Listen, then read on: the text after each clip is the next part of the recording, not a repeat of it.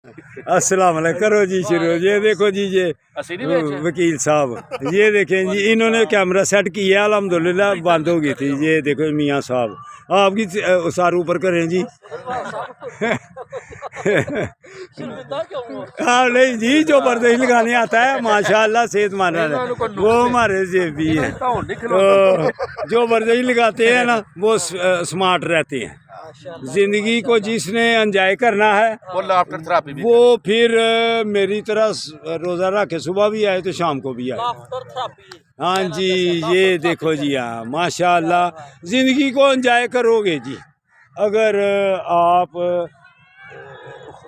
जो अल्लाह ने नेमतें दी हुई हैं ना, और उनको अगर खाने पीने में इस्तेमाल करने में एंजॉय करना है तो फिर आप अपनी पहले से सही रखो।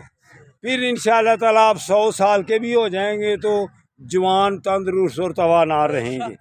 उम्र कोई मायने नहीं रखती कि उम्र बढ़ गई है। इमरान खान साहब के लिए एक मिसाल है। हमारे इमरान खान साहब हमारे वो मिसाल है कि देखो घबरा रहे हैं ना ना ना देखो जेल में है, दबाव इतना है कि वो अल्हम्दुलिल्लाह कहते हैं मुझे वर्जिश वाली चीजें ला के दो।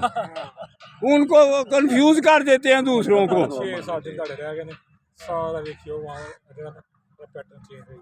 अल्लाह हाफिज, अल्लाह हाफिज।